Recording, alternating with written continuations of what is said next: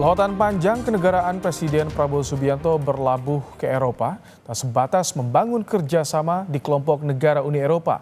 Presiden juga menjadi tamu kenegaraan di hari jadi Perancis. Jurnalis Kompas TV, Tifal Solesa merangkumnya dalam ulasan Istana.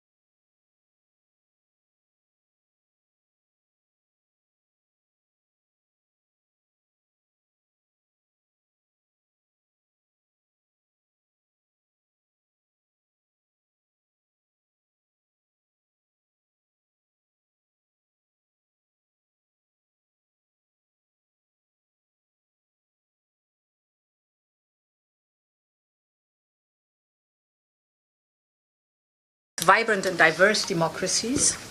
As a matter of fact, we found out that Indonesia's national motto is unity in diversity.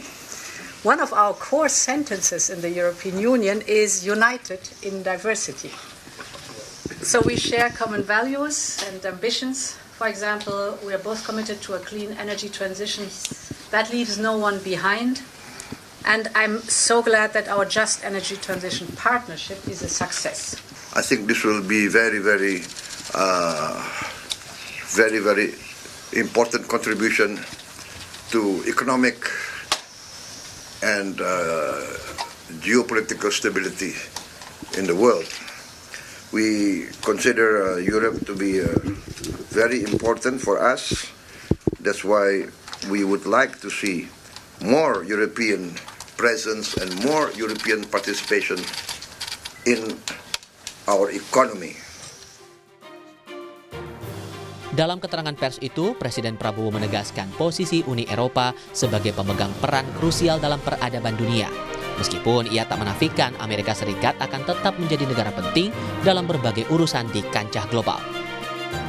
No, I think United States will be always a very important leader in the world, but I consider Europe to be also very important factor in the world civilization. The history of Europe, Europe is in the leading edge of many science, technology, etc. And Europe is always leading the world in upholding democratic values. Setelah itu, Presiden Prabowo bersuar Raja Belgia Philip di Istana Lachen.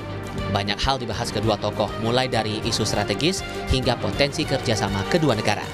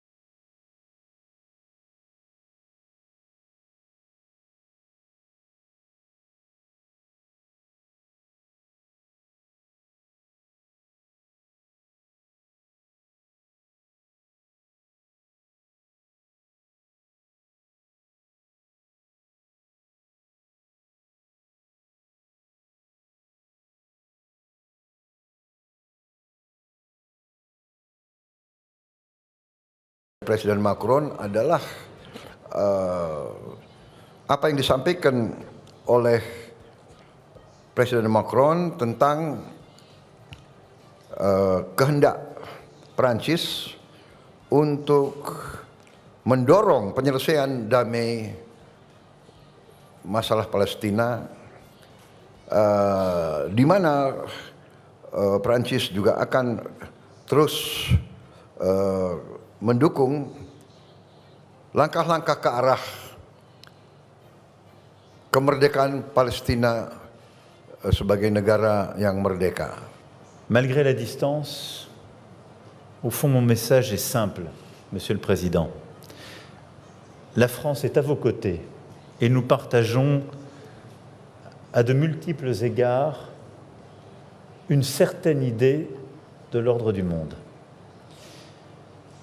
Cette visite marque à ce titre une nouvelle étape de notre histoire commune, par des partenariats nouveaux, mais aussi par une vision partagée des équilibres dont nous avons besoin. Et c'est pourquoi, en effet, j'ai souhaité inviter Monsieur le Président Prabowo à être présent le 14 juillet, à ce que vos troupes puissent défiler aux côtés des nôtres, et à ce qu'en cette année anniversaire de nos relations diplomatiques, vous puissiez être l'invité d'honneur de notre fête nationale. Et je vous remercie d'avoir accepté cette invitation. Malam harinya, Presiden Prabowo dan Presiden Macron duduk satu meja dalam jamuan makan malam di Istana Kepresidenan. Delegasi Indonesia dan Prancis berisi jajaran menteri dan kepala lembaga kedua negara turut serta.